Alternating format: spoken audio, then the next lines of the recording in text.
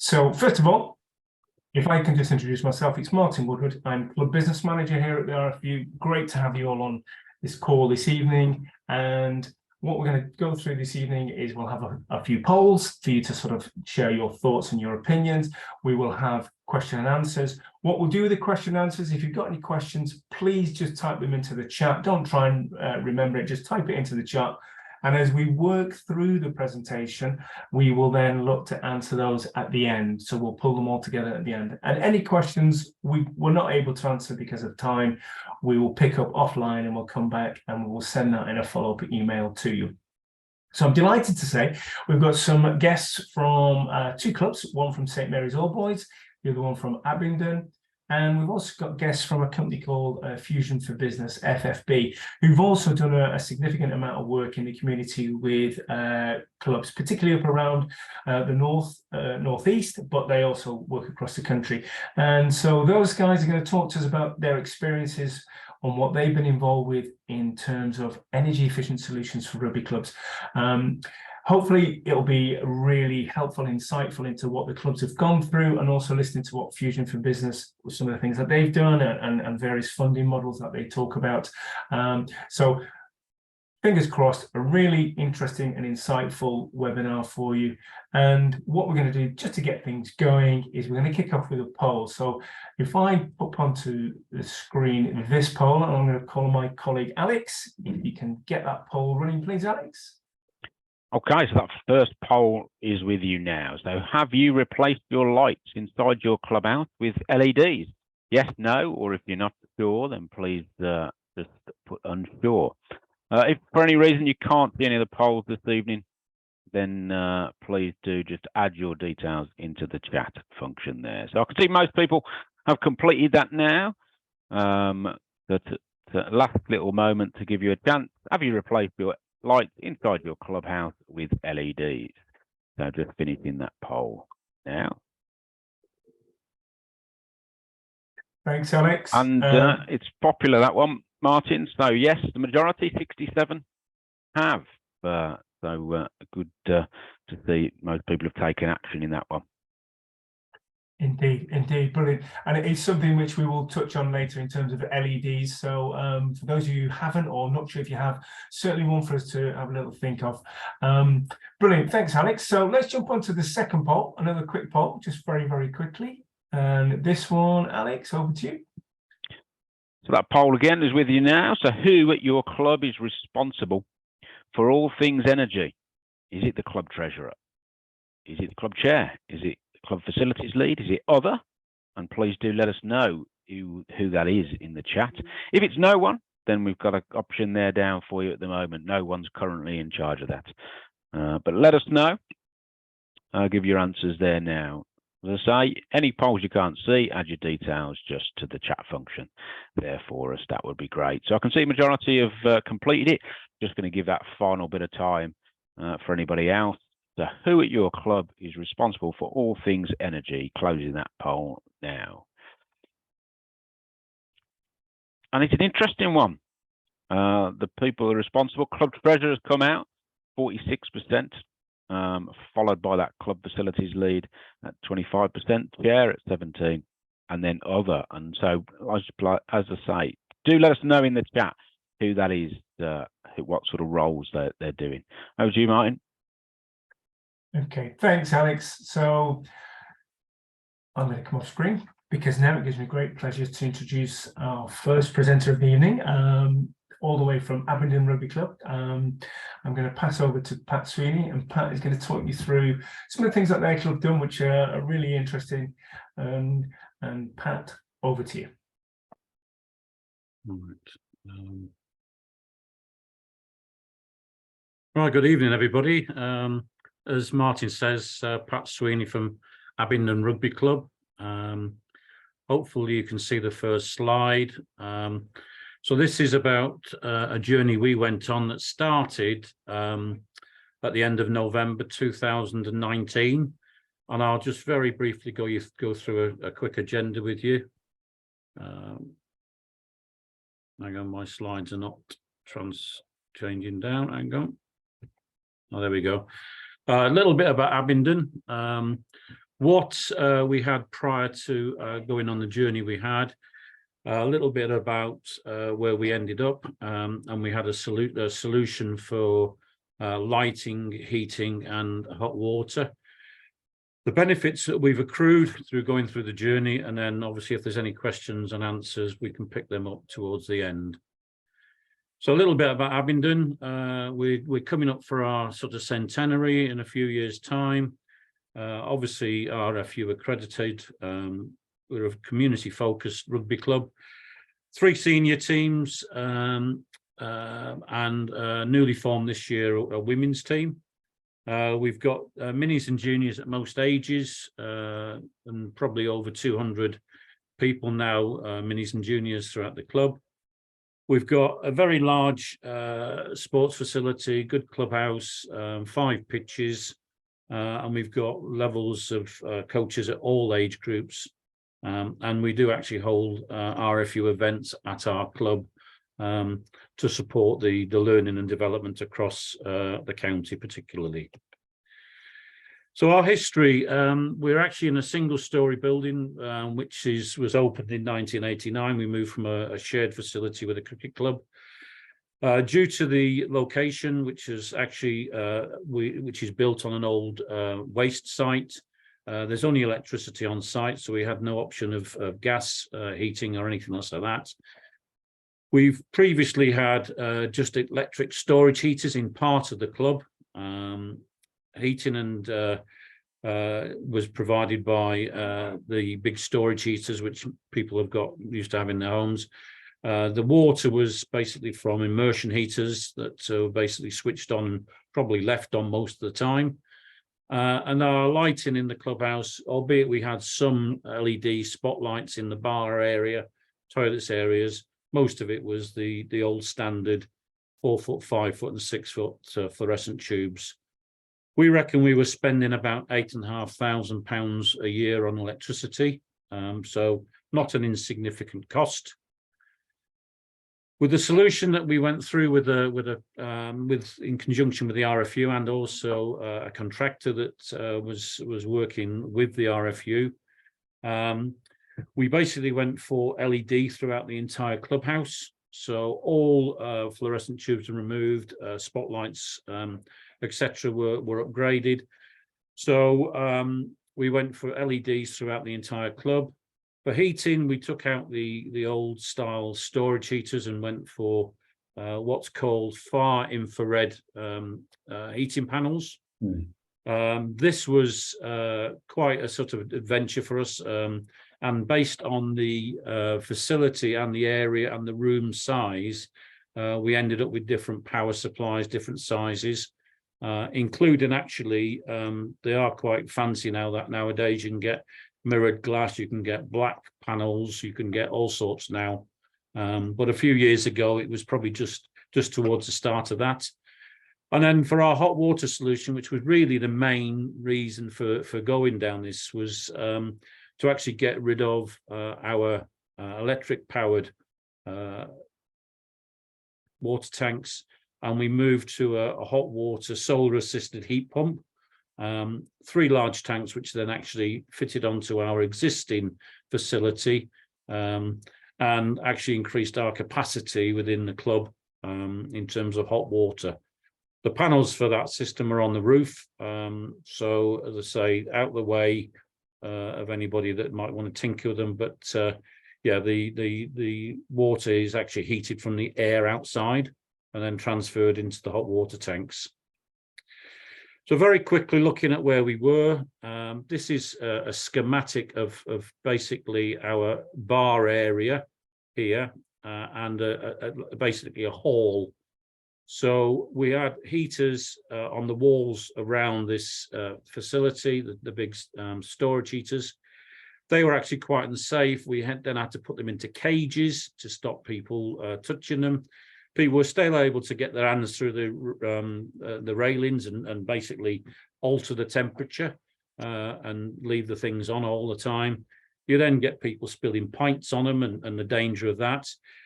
So this is where we sort of started our journey. So we've got panels on the roofs of the 2 areas. But then we wanted to move further along and actually look to increase the facilities elsewhere. So we didn't have any heating anywhere else. The only areas we probably had anything was in the toilet areas where we had a little frost protection heater. But we decided to extend the heating panels into the toilet areas, into the hall area. And actually, we then moved into the changing rooms. So we'd had previously no heating in any of the changing rooms before. And we decided to go for heating panels in the corridor outside the changing rooms. This is the rear door of the club. Heating panels in each of the changing rooms, the 5 changing rooms, and a heating panel in the referees area. And then we've got basically our facilities area. So electric comes in here, etc. And we basically install the tanks in the plant room at the back of the clubhouse. A cost for the project, significant cost for the club, in excess of 32,000, close to 33,000. But as I say, the total costs include, as I say, replacing our heating system, our hot water system, and all of our lighting systems in the clubhouse. So what we've actually extended and what we've actually done, we've looked at reducing our electricity costs by up to 50%, reducing our carbon footprint. But actually that 50% represents actually us covering an additional area of the clubhouse. So the heat coverage we've now got in the clubhouse is over doubled, and we're still looking at a 50% reduction on our previous costs. We've got benefits in the players changing areas. As I say, previously we didn't have that area covered. Improvements in the area that the visiting officials obviously come to. Improved environment for all players, members, visitors, especially within the social area and hideout space, because the club is actually hired out externally, probably most weekends. So again, it's improved that area.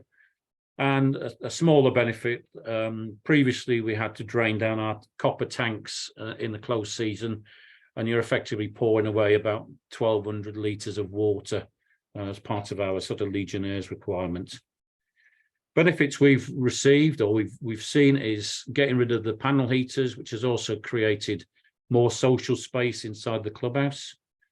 We've actually got a smart system on an app, which allows a number of people to actually control the whole heating system remotely.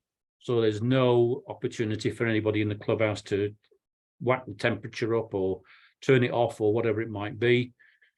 And all of the products that are selected by the supplier, there is a 10-year warranty, but touch wood, we've had no issues with any of the equipment that's been installed now.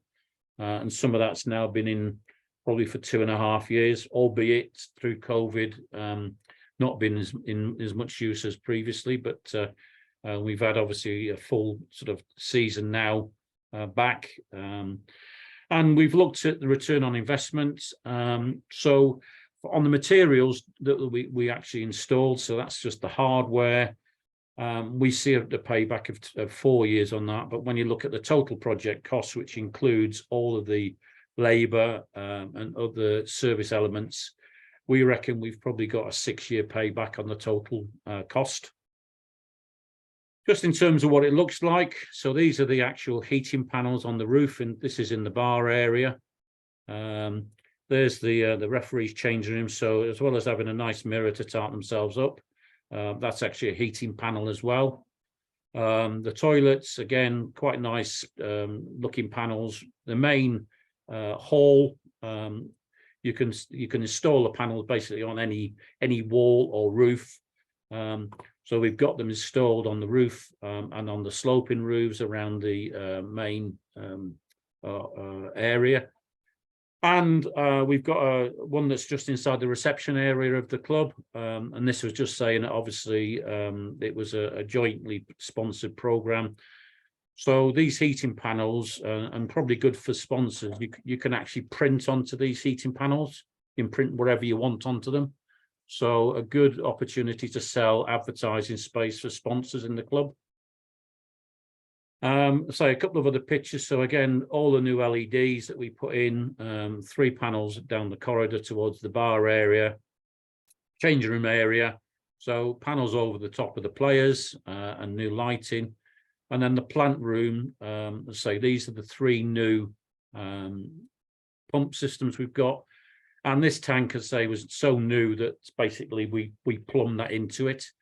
So that gets the benefit of the heating system as well. So these tanks still heat up from the outside and filter water into here. So this isn't actually using any electricity. It's getting hot water fed from the three other pumps. So our benefits, as I say, we reckon we've reduced our energy costs by 50%, even though we've actually extended the remit of the heating system. And without going through the rest of those elements, as I say, we've just made a cleaner, warmer environment, and we're saving a lot of money often on the back of that. To say that we control the whole of the thing from an app now, which is beneficial, and the return on investments we've talked about before. So key takeaways for us as a club, and I think really it's around don't stand still. We didn't really do anything until we had a problem, and we had a problem with the water heaters. Basically, they'd conked out. So we started looking at the opportunity to replace the water system. And then when we got the contractor on site, we then sort of extended that to look at a wider scope of work. So we then looked at the heating panels. And then actually, whilst the guys were on site, we then started looking at LEDs because they had all the skills on site to do that. We did actually get some benefits from some of the club members, particularly when we got LED lighting. One of the club members actually works for a lighting company, so we got those at cost. So don't miss out on opportunity of using your members. So we've had the system up and running now for about 2.5 years, and we've had no issues at all with it. We've had no support calls required. None of the equipment's failed. And I think in hindsight, for us looking back, we should have just done it much earlier. But I think part of the poll issue earlier on was nobody had direct responsibility, or nobody was totally responsible. And also the lack of knowledge of what was out there to be had. So it's only when we started talking to experts that actually we understood what the opportunities were. But that resulted in us actually doing a lot more than we'd intended to do. So I think that's probably about it. So I don't know whether I want to hand back to Martin or whether there's any Q&As on that particular thing. I'll take over from here, Pat. So if you stop sharing, there's a couple of questions popped into the chat, but what we'll do, we'll save those and we'll come back. So Marcus, I can see your question, and there's a couple of questions higher up. But please, guys, do fire your questions into it. Anything that you think, you see, you hear, Pat and also Kevin, who's going to talk to you shortly, have gone through these projects with the club, and their opportunities to sort of pick their brains and hear what they've said is a real chance for you to do that tonight. There's a couple of things there in terms of infrared panels, which is relatively new, but I think Pat's point about could you look at someone in terms of sponsoring those, because they can have a sponsor logo on them. So could that sponsor actually pay for that, which is an unusual way of doing it. Also, again, something Kevin I know will touch on is that club membership. We always talk about that volunteer space and who your volunteers are. So that skills audit within your club, just knowing who might have connections here, there, and everywhere. And you'll be amazed how many people you probably didn't know about who would be more than happy. So please do keep firing those questions, and don't be afraid at any point just to tap them in. And what we'll do, we'll come back to them, because we're on a bit of a tight schedule, but we will come back. And as I say, anything we don't answer, we will follow up now. So thanks ever so much for that, Pat. I'm just going to do a couple of further polls now. So I'm actually going to do another poll. Alex, I'm going to just sort of do one more poll. So over to you, please.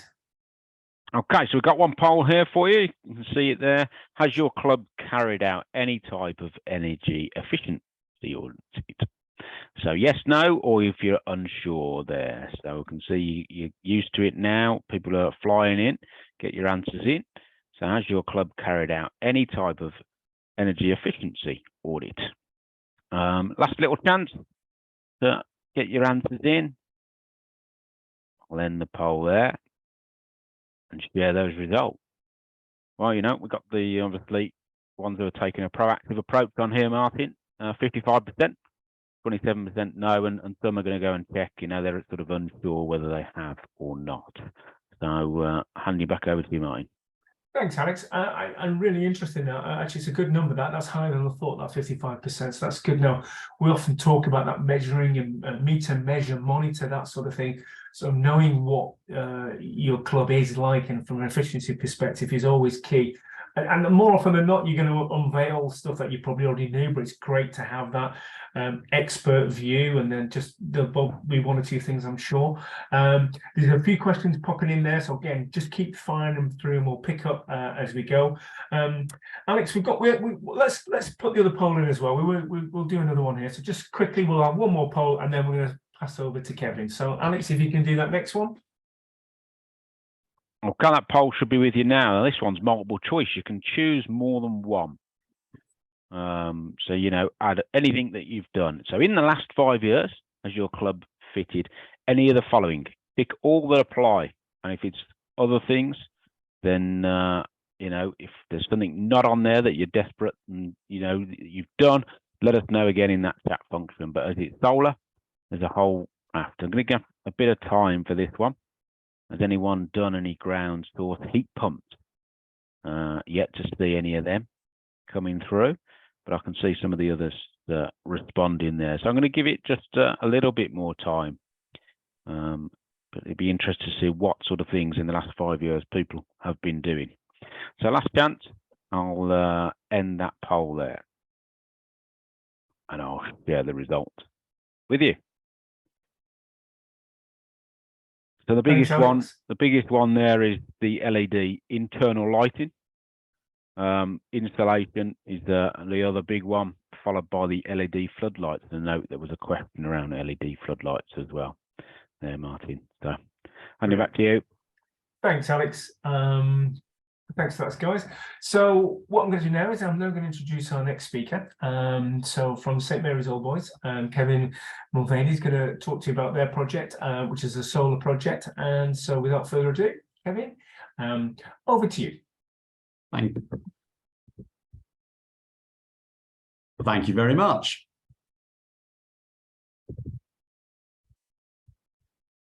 And welcome to everybody. My name's Kevin Mulvaney. I'm from St Mary's Rugby Club, and I need to sort out my slides. Seem to have jumped. So excuse me a second. We just come out.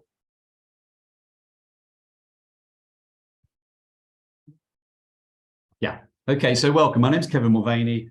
I'm from St Mary's Rugby Club, and it's been my privilege over the past two years to lead a great group of people in our project.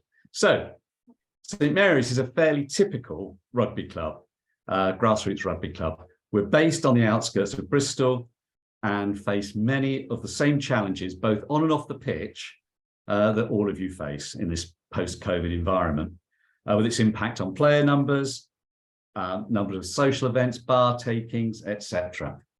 We're a cask, and we run everything from micros, minis and juniors, touch rugby, and we've had to be innovative in maintaining 2 men's teams and our amazing women who are in Championship 2.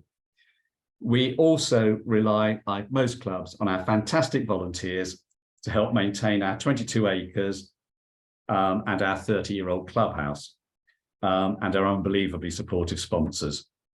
We also provide a home to Gaelic sports and 2 youth football teams.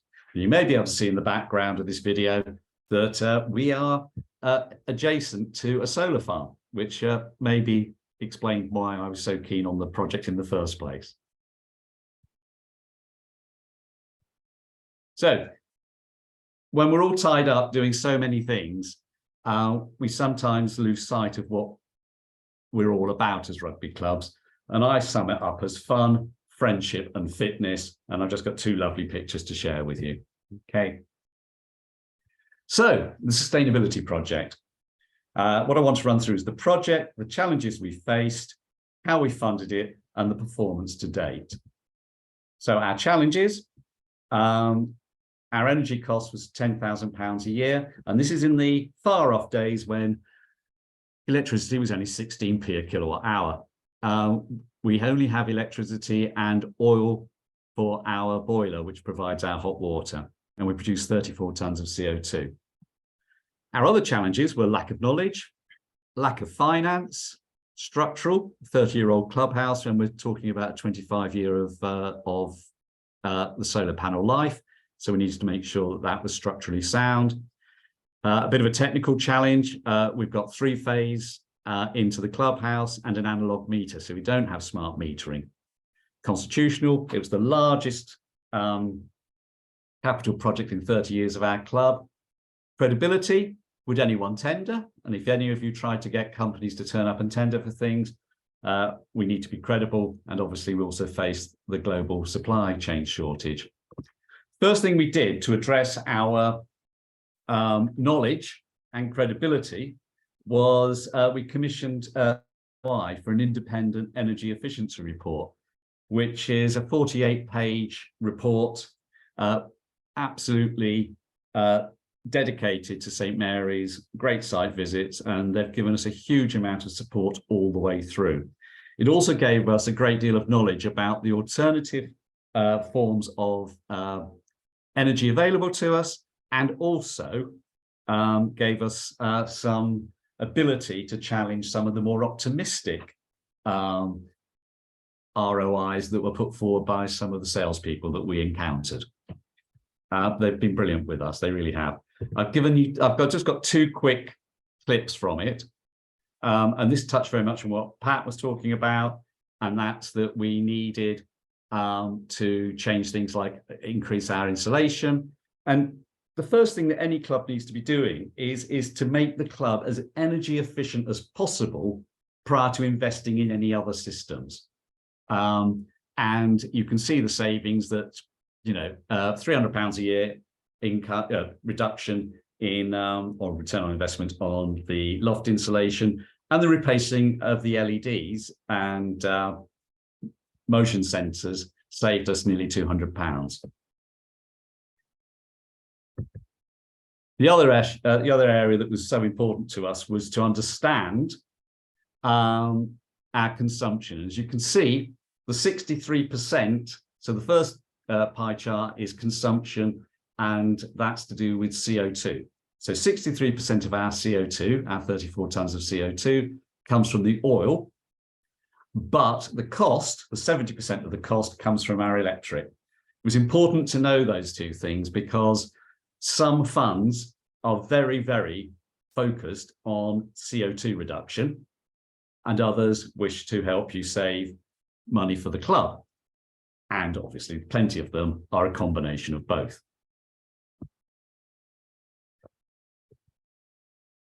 The other area of knowledge, which we uncovered, as Martin mentioned, was that by continually talking to people inside the club, we found that we had some fantastic people, Gary and Simon in particular. So one was able to give us access to a renewables and procurement director of a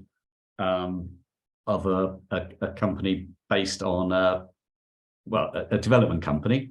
And then Gary was able to give us an amazing amount of help with his role, which was to assess all of the solar panels available in the marketplace, all of the batteries available in the marketplace, and heat source pumps as well. So, and he also helped us with the assessment of all the tenders. So funding. We had conversations with and failed applications to 12 organisations, and you can see just some of them there. We also considered a power purchase agreement, which I believe will be touched on later on. And all I can say is that we just had to keep try again. Eventually, we found, actually via one of the tenderers, the European Regional Development Fund still existed. It was the tail of it, and they were able to provide 36% of the project funding. So that was a grant. It was highly bureaucratic, but that wasn't necessarily a bad thing. And this is all about carbon reduction. One of the challenges is that we only had 6 weeks from the tender to completion. But they've been amazing. They were hugely supportive all the way through the process as well. The rest of the funding, 64%, came via an RFU Winter Survival Fund loan. And I'm sure most of you know what the funds look like.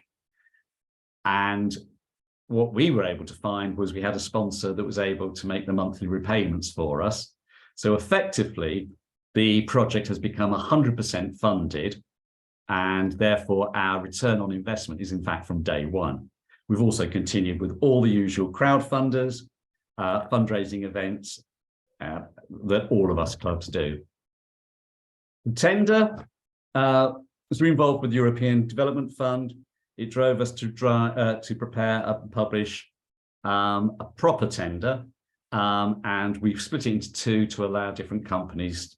So 40 kilowatt of solar and 16 kilowatts of battery storage, and we were going to use some of that to drive the air source heat pumps that Pat's just demonstrated to provide hot water for our showers and reduce the amount of oil. We also had to have an extraordinary general meeting for the whole club to get approval for the project. So the initial budget was 55,000. As I say, we split it into two to allow people to tender. We had 4 tenderers, and the bad news is that they came in between 87 and 90,000 in the period of time between starting out on this project and actually tendering. So following due diligence, site visits, companies' house searches, directors' searches, we were only able to afford to award lot 1, which was the solar panels and battery storage. And the battery storage is important because we're winter sports clubs, and what we need is to get the solar power running the club during the day, and then the batteries to run the club at night. This is what the tender looked like, and that had to be approved, published, and assessed. So the eventual winner was a company called SolarSense, and we asked them subsequently what makes a credible customer. And I think you can see there that it's really important to have a decent understanding of your own project and your own costs, so that it's credible. By credible, I mean, why would they visit your club and dedicate resources if you haven't got a fair amount of information for them in the first place? As we know, it's an incredibly busy marketplace. Give you time to have a quick look through that. I don't think there's any surprises in there. So, how did it go? Well, the great news is the contract was completed on time. The RFU have subsequently visited and signed off the project. Emphasis 3, which is the European Regional Development Fund, have paid us our cash. And in the first 6 months, because it went live in November, we have generated 13,000 kilowatts. And it has provided 29% of our winter usage. And to date, we've just had our first bill for the 6 months, and EDF have reduced our monthly standing orders by £200 per month and repaid us £1,000. The next challenge.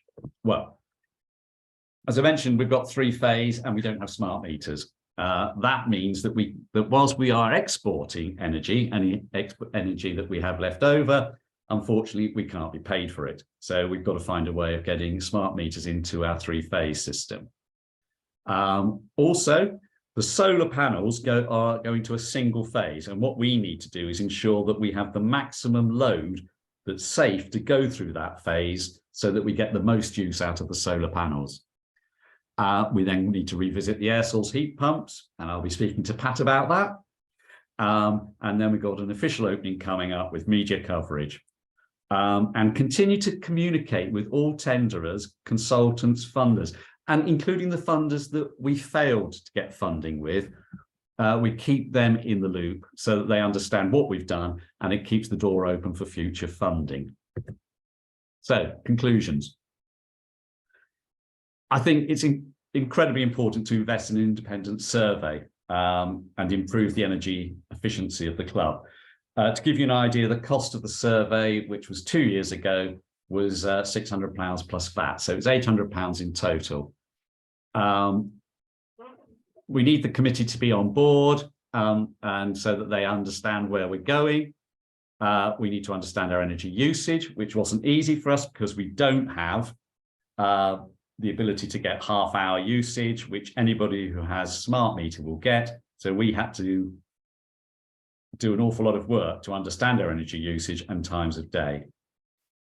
Identify and win funding. Well, never give up, I guess, and be open to challenges all the way through from club members and external people. It's incredibly important that our return on investment model from the start was challenged all the way through by members of the club.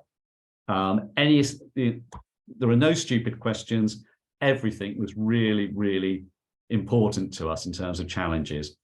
And whilst I'm passionate about the project because I've led it, I was always prepared to walk away if it wasn't the right thing for St. Mary's. So I wasn't wedded to it. I was just trying to do the job and make sure that we were doing the right thing by our club.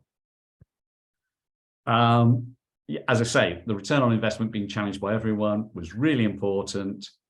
We had to identify and engage expertise inside the club and communicate. And I would just like to say that's our club.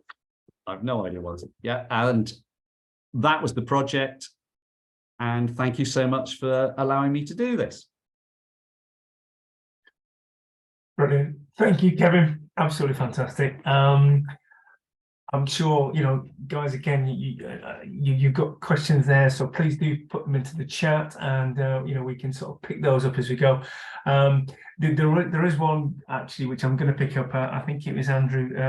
Andrew asked a question about robustness of solar panels and rugby balls and so on. Kevin, just a quick one on that one, because I know that is something that people say, yeah, what happens if you know, if my boys and girls are practicing spiral bombs? You know, what is the general view you've had from the guys on that?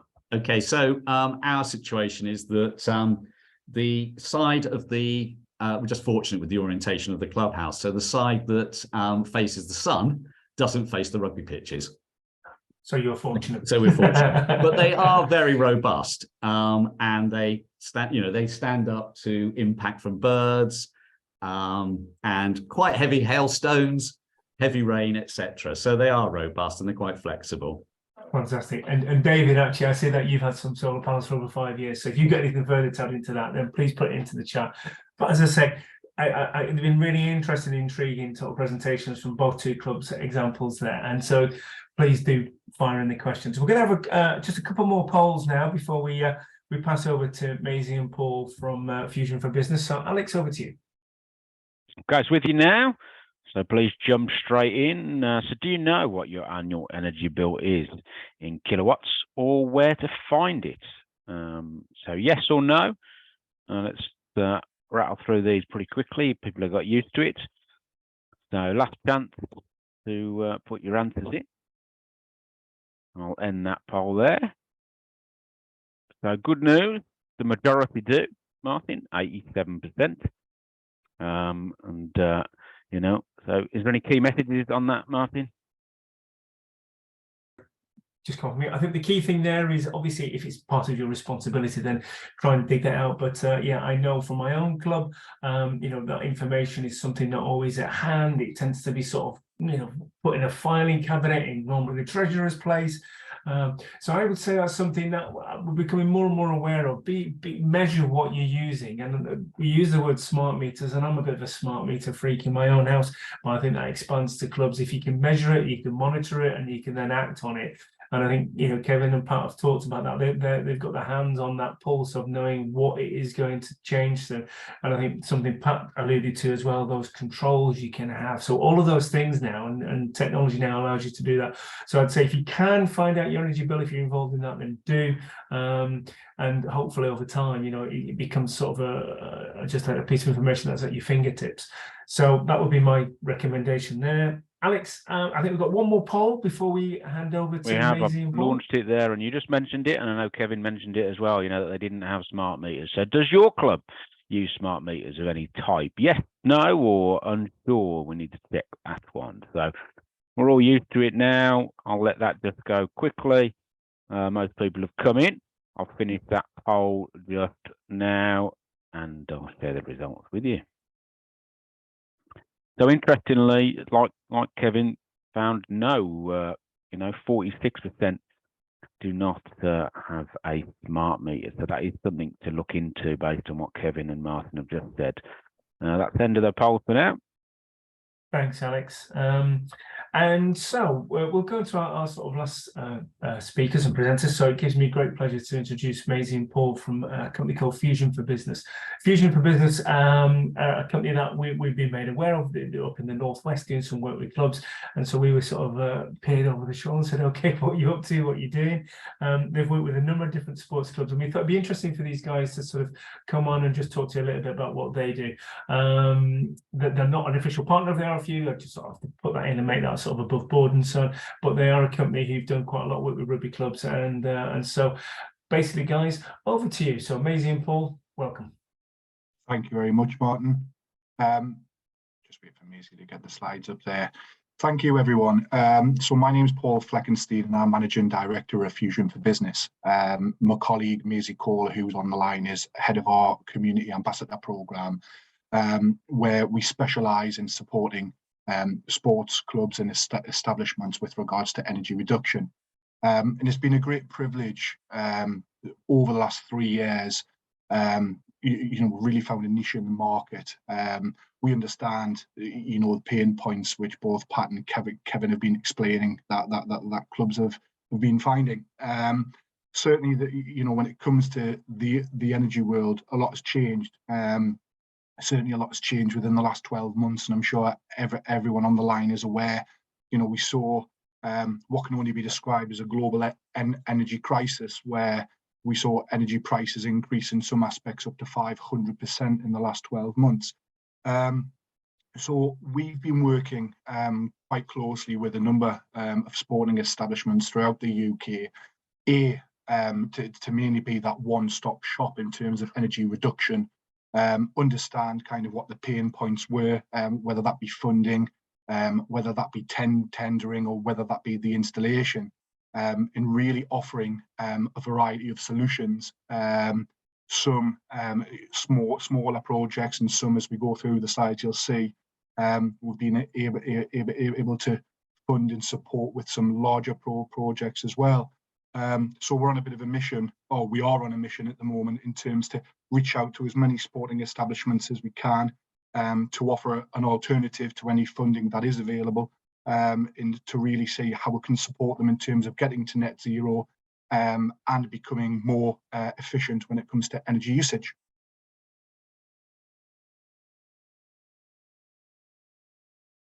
You're on mute, Maisie.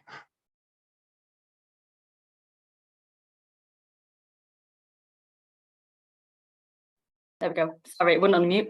There we go. So we kind of appreciate one of the things that's kind of most important for clubs in terms of energy reduction is working with trust and confidence.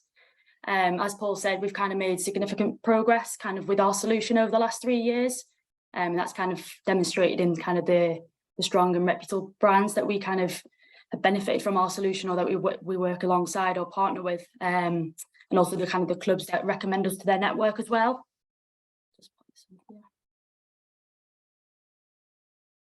I just also wanted to kind of touch on the current kind of successful relationship that we have with the Club Connections programme at the Newcastle Falcons. The clubs on here might already be aware of it. We've worked with them for 2 years now, currently looking to kind of extend that relationship into the 3rd season. it's been like a great partnership for ourselves, and really like opened the doors and allowed us to support clubs in the Northeast. Obviously in terms of energy reduction, and you can kind of see there that the savings are up to over £127,000 now. So just really looking to expand on this and doing work across kind of the whole of the UK. We're kind of aware that different clubs want different things, and every club's different, and it's always kind of a bespoke package. Some clubs want to kind of explore large net zero full projects, and some are just kind of looking to update the boiler in the clubhouse or kind of make small changes to the lighting and things like that. So we try and offer solutions for all. We understand every club's different in a different position. The first stage of kind of our solution and what FFB carry out is called a DEOR. It's a desktop energy optimization report. So it's very bespoke assessment based on your club's current spending, kind of where the savings would be and what they look like. And then alongside this with a on-site audit, it really highlights what would be most suitable for that club. So then to kind of save clubs time, money and resource, which obviously they want to kind of spend elsewhere, we procure all of our panels. So we have a panel of partners on board to basically find you the best price. So to say, for example, it was a solar project that you were looking to do. Once we kind of have an assessment and the audit, we have the quote and things like that. We then tender that off to at least 10 solar partners that we have on board, who would then all come back with a like-for-like quote. Basically just allows the club to kind of quickly and easily get a range of quotes, and allowing the club to kind of make the best informed decision based on obviously what is best and most suitable for their club.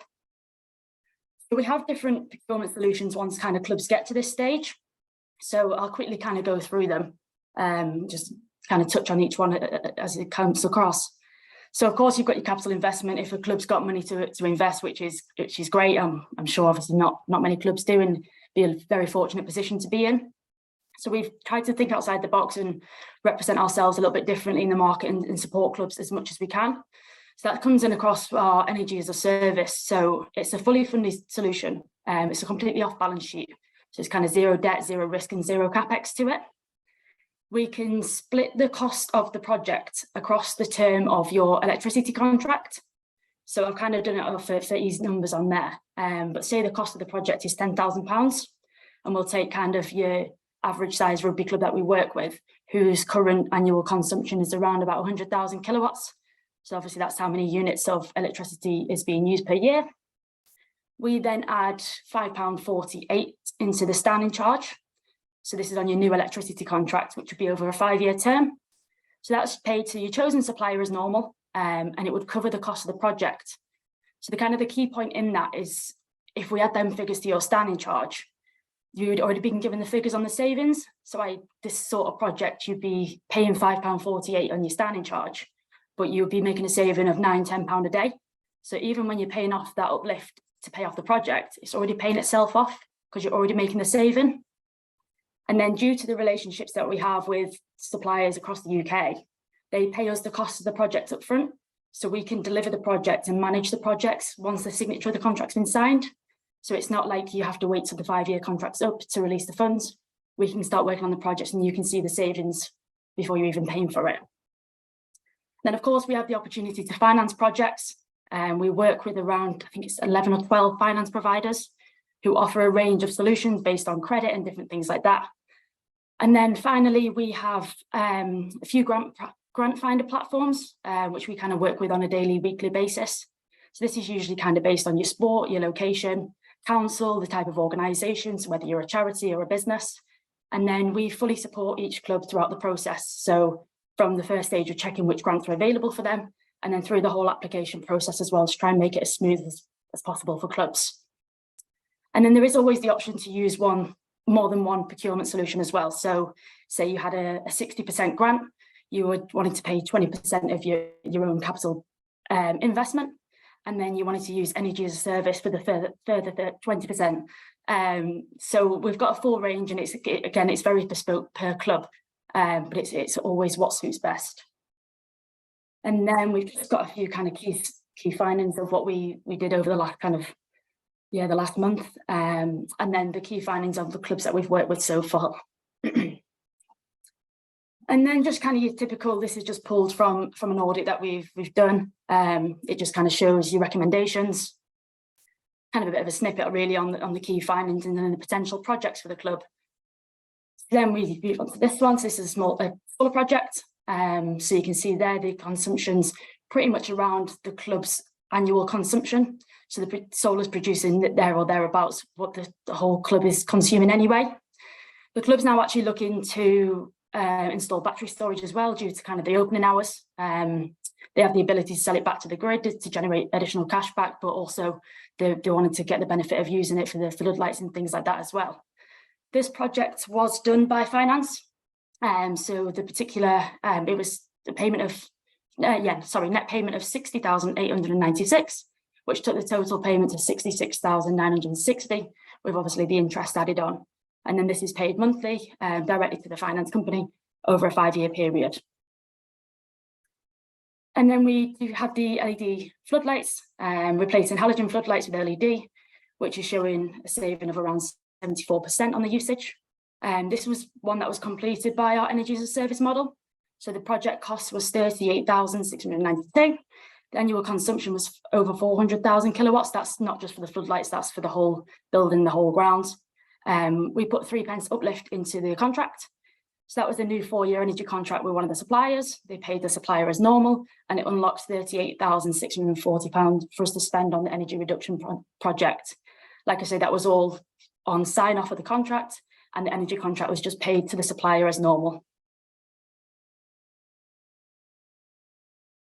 And then we've got an LED lighting project. Again, they're examples of the savings, taking the spend from 4,856 to 1,216. And then obviously your savings there, that was just based on a capital basis with the club having their own money to do so there. But yeah, obviously, I don't know if we're a bit short for time or anything like that, but obviously we'll be happy to kind of answer any questions outside of this as well. I think Martin's going to share the slides as well. Indeed. Thanks, Maisie. And I was very aware that you're whizzing through in there in time, but thank you. It's now just coming up to 8 o'clock, folks. We did say till 8 o'clock. Please do stay on. We've had a couple of questions which we'll try and answer now. So we won't be too long really. You can see from what Maisie and Paul have talked about, they have a number of different solutions and they've done a number of different things, and they came to our attention through some of the work they've done through the Falcons and so on. And I know they are working with a few of the clubs around the country, and also a couple of CVs they're starting to talk to. And we thought it was important for you to sort of listen to the guys who potentially have that experience of doing that for clubs. Obviously, you've got Pat and what they've done at Abingdon, and you've got Kevin, what they've done at St Mary's Elbows. And it was important for us tonight to sort of share you a range of the options and the solutions out there. It's an area which we know is growing in terms of need and interest from clubs, because obviously the energy costs have gone through the roof, and there's no sign of that really ever dropping down to sort of pre-COVID. Thankfully, it's not as crazy as it was maybe 6 months ago. But the thing is the energy security piece is something which all of us are now sort of have on our radar, which we've never had before. So I really, any sort of questions which are in the chat, which I'm going to try and pick up on. So bear with me while I do this. But if you have got anything, just please fire it in there. So if you're happy to stay on just for a couple of minutes, we'll try and whiz through them. So bear with me. Maisie, Paul, just before I do that, is there anything you just wanted to add? I know you were sort of quite quick on time because you were mindful of that. Anything you just want to add for a final comment, or shall I just look for the questions? Yeah, really. I guess the final thought from ourselves is, I just want to stress that there isn't a one size fits all in what we can do. Is we can certainly offer anything bespoke. Nothing's too much or too less. And I think one of the things which we won't go into today is, we're certainly able to do an initial consultation period to discuss other revenue streams that can help support the clubs as well, Martin. So look, I think Maisie went through the detail with regard to things, but my final point was just, it certainly isn't one size fits all. All right. Wonderful. Thank you. So just looking at the questions, there was a question there from John, a good question actually, John, and I suppose it's to everybody on the call tonight. Is it the treasurer who ends up responsible since they get the bills and can indicate the need to save? You'll also saw that I was commenting on Jim's role, which I thought was a really fascinating role, the energy efficiency rep. It's something, you know, within your club, is that a role that, you know, does need to have an individual.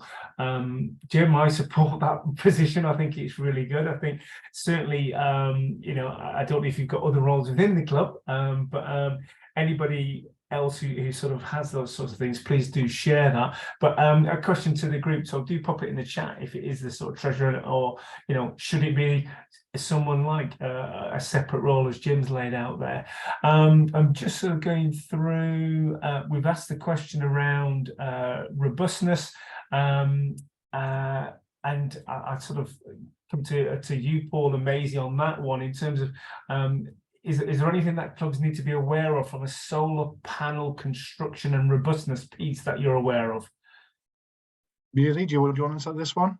No, I went back on mute then, unless you do. So solar technology, certainly within the last 18 to 24 months, is matured greatly, and there's a number of options available. I also noticed in a bit of the chat as we were going, there was a few clubs who've already got solar installed. There is options to upgrade that to more robust options. But even your standard solar these days is pretty robust, and one of the things that you can get is certain insurance against them as well. One of the things that you can opt to do is insure the infrastructure, but also insure the savings from solar panels as well. I won't go too much into that now, but there is options available. Brilliant. And then I've got a question, if I may, and I'll just sort of do it as a final wrap up for nothing more. But and again, Paul and Maisie, Kevin, you might have a comment on this, but in terms of lead time, you hear rumours of, well, if you want solar, you've got to wait 12 months now, and there's only so many people doing different things and so on. So again, Paul, Maisie, Kevin, Pat, I don't know if you got anything to throw into that one, but is there anything around that lead time that you're aware of? Yeah, certainly in our instance, one of the tenderers could start literally next week, and we tendered in September, so they're available in May. The company we went with, we developed a decent relationship with anyway, but they were able, because of the time constraints we had on our project, which were unusual, they were able to move a less time-sensitive project back to accommodate us. And they had, as Paul will know, they have a decent stock because they're a fairly sizable company. And frankly, in the time of the global problems that we had, it was the fact that they were of a decent size and well established allowed them to have first dibs effectively on whatever was coming in. Yeah, that include power walls, obviously. I'd agree with Kevin with regards to that. Our findings certainly over the last 12 months is there's been a significant uptake with regards to solar, obviously on the back of the crisis.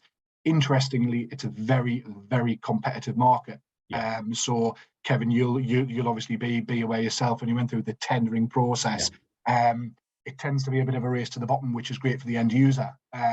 So my feedback would be is the demand and supply is definitely there now. It wasn't probably 18 months ago. Again, there's such big competition on the market that solar providers understand if they can't install quite quickly, they're probably not going to win the bid. So again, I just kind of back up what Kevin says with regards to that. And same here, Paul, because the tenders that we assessed all use the same manufacturers and they all pay the same labour rates. So the reality is they're all going to be much of a muchness. If there's an outlier, there's something wrong. Yeah, couldn't agree more. Brilliant. Pat, question for you. Do you have floodlights? And if so, how often are they used? And do you use energy efficient bulbs? We've just finished a project 3 weeks ago where we've just replaced all of our sodium lights with LEDs. So for our main playing pitch and training pitch, we've just put new LEDs up onto the existing masts. So that was a second big project that we've done in the last 2 years. So again, we've improved the quality of the lighting significantly because the sodium degrade over a period of time. So yes, actually, currently it's we're getting the benefit of the new lights, although it's obviously lighter nights now. But yes, we've just finished that project. So we went into partnership with a local contractor. We bought the fittings from the original supplier, and we actually managed to get them to fit them for us gratis, which was a massive cost benefit. Wow. So yes, so we've just done LED lighting stanchions on training pitch and the main first team pitch. Thanks, Pat. Brilliant.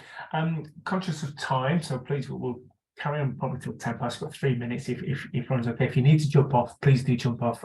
We'll still come back to the questions, and it's all being recorded. Alex has also just put in the chat. There's a couple of links there in terms of some resources we have on englandrugby.com, and also some a previous webinar we have recording. Paul, Maisie, a question for you in terms of what's the charge for a survey recommendations? That was a question that popped into the chat. I don't know if you can sort of give the guys an indication of that. The first phase is our desktop energy optimization report, a desktop assessment that is free of charge. So in order to start on the journey, it's free. Cool. And we'll share your slides. So if anyone wants to pick it up with the guys, they've got Maisie's email. They can just drop Maisie a question there. I'm just looking. There's a question there from Andrew. Let me just read that. In building a new structure, is there a solar panel installation that is also roof? That is also the roof providing wind and weatherproofing, because at the present the roof covering put in place, but the panels are on top. So basically, I think what you're talking about there, Andrew, correct me if I'm wrong, but you're talking about an integrated solution, which is basically almost like a tile, which is a solar tile. I think that's what you mean. If it's not, type something in the question in the chat. But again, question out to you guys. So, is there an integrated panel type solution? I'm sure there is. Yeah, and it tends to be for new build, doesn't it, Paul? Yeah, you're right, Kevin. Yeah, you just jumped in before. Yeah, you're right. Fantastic, fantastic. Excellent stuff. Well, I think unless Alex, unless you can see any other questions I may have missed, but I think we have covered all the questions. All that remains is for me to say thank you so much for giving up your time this evening. Thank you to Kevin and to Pat and to Maisie and to Paul and to my colleague Alex in the background. Hopefully that's been a nice insight into some of the things that have been going on with clubs and so on. All the decks will be shared. If you want contacts, give us a shout and we can share the contact details with the guys. No one will have a problem with that. But fingers crossed, if you're on this journey and you're going to start looking into it, please feel free to reach out, as I say, and contact the guys. Have a look at the resources Alex put in the chat, but we will share them in an email follow-up. So thanks ever so much, guys. Enjoy the rest of your evening and take care.